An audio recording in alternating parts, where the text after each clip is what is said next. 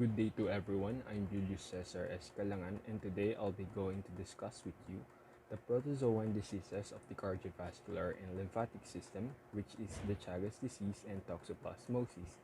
Let's take a look at Chagas disease. Chagas disease is named after Carlos Chaga, a Brazilian sanitary physician, scientist, and bacteriologist who worked as a clinician and researcher who first described it in 1909.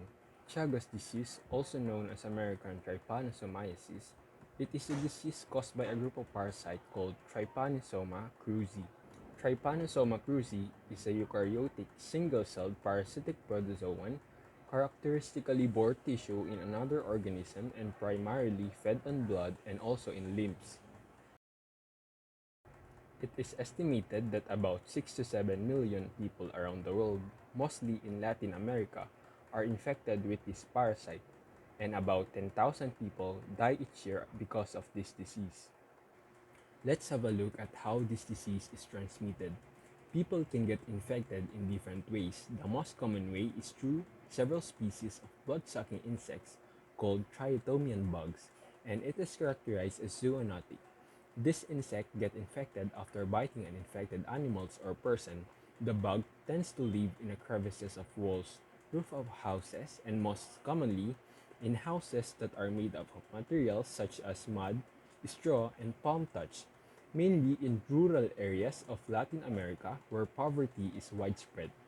They come out at night to feed on people's blood when they are sleeping because they tend to bite on people's faces. They sometimes called the kissing bugs. Now, once they bite, these bugs can defecate on the person's skin. Their feces contain the parasites which can then get into the person's body through the bite site, through the mucous membrane, or if there's a break in the skin. The infection can also be transmitted through food that has been contaminated with feces of the infected bug and also through lab accidents, blood transfusions, organ transplant, or congenitally from mother to fetus. So, what are some of these stages of Chagas disease? Well, as I mentioned a while ago, that the kissing bug or the triatomian bugs infect an individual through fecal materials. It will bite an individual first and then will usually defecate, leaving a fecal material behind, which then carries a metacyclic trypomastigotes, and this trypomastigotes can then enter the bite or wound site itself or will enter mucosal membrane such as the conjunctiva of the eyes.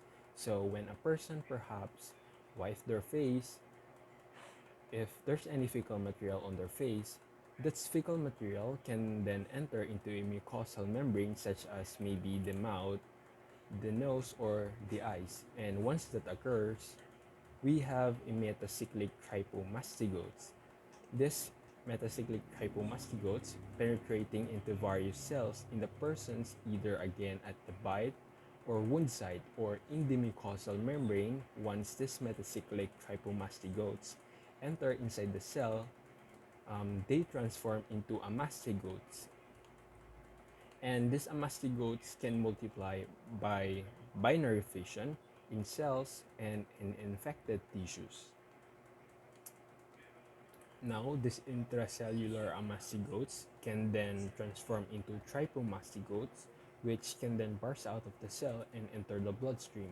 So, after the trypomastigote goes bars out of the cell and enter the bloodstream, they are in general circulation. They can infect other cells and transform again into a mastigotes, and they can again multiply in other tissues or when these trypomastigotes are within the bloodstream. If that person or that patient comes into contact with another tritomian bug, that bug can take another blood meal and itself become infected with the trypomastigotes. Once the triatomian bugs actually ingest those trypomastigotes, these trypomastigotes became an epimastigotes within the midguts of the triatomian bugs. The epimastigotes then multiply within the midguts, and then once the trypomastigotes or the epimastigotes enter the hindguts of the triatomian bugs, they become metacyclic trypomastigotes, and after that they are in the hindgut. Once they are removed by the defecation of the triatomian bugs, again This cycle can continue and the another individual can be infected by these metacyclic trypomastocytes into feces from these bugs and that continues the cycle. Let's have a look at how the disease presents.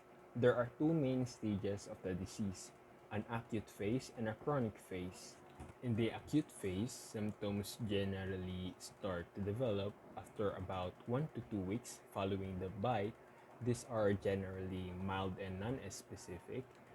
Symptoms include fever, malaise, headache, rash, diarrhea, and vomiting. There could be an enlargement of the liver, spleen, or lymph nodes.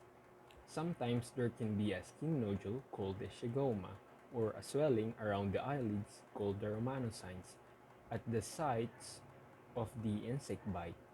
The symptoms generally last for a few weeks or months. Some people may not have any symptoms or that kind of a so-called asymptomatic. Very rarely, the disease could be severe in the acute phase, and this is more common in children or those who are immunosuppressed. The disease then moves on to the chronic phase, and in this phase, about 70 to 80% of people may not show any symptoms at all or asymptomatic. However, in about 20 to 30% of people, the disease can progress, mainly affecting the heart or the intestine, and this can happen 10 to 10 years after the initial infection. In the heart, the disease can cause enlargement of the heart muscle, leading to heart failure or disturbances in the heart rhythm. In the intestine, there can be an enlargement of the colon or the esophagus. This can lead to difficulties in swallowing food or passing a bowel motion. Chagas disease is diagnosed by laboratory techniques. The most common method is by detecting the parasite in the blood, and it is useful for the acute phase of the disease because there are very few parasites in the blood. And in the chronic stage, other techniques such as checking for antibodies in the blood or checking the parasite and tissue biopsies is more useful. Other methods include PCR that detects the genetic fingerprints of the parasite. So, how was the disease is treated? Treatment focuses on two aspects. One is eliminating the parasite, and two, managing any complications. Eliminating the parasite with an antiparasitic medicine can be used to kill the parasite. This include the benzimidazole and nifortimux. The mode of action of benzimidazole is to treat a certain parasitic infection. It works by stopping the growth of a certain parasite, whereas the nifortimux has not been fully elucidated. However, it is believed to occur by the activation of the nitroreductase enzymes that produce reactive metabolites with a series of deleterious effect on Trypanosoma cruzi. But both nifortimux and benzimidazole are the frontline drugs used to treat Chagas disease. These agents function as a prodrugs and must be activated within the parasite to have a trypanocidal effects. And in managing any complication, treating the complication of the disease will depend on the organ affected and how bad the damage to the organ is. They include the pacemaker or medication for heart rhythm abnormalities and medication changes in diet or surgery for intestinal complications. So, how do we prevent and control the disease? There is no vaccine or preventative drugs that can be taken to stop people from getting the disease. Controlling and minimizing contact with the tritomian bugs that carry the parasite is one of the most effective ways to control the spread of the disease. This can be done through activities such as spraying houses and surrounding areas with insecticides, improving housing standards and cleanliness to reduce the number of insects living inside, as well as using bed nets. Other measures include reducing the burdens of the disease by good surveillance, diagnosis, and treatment.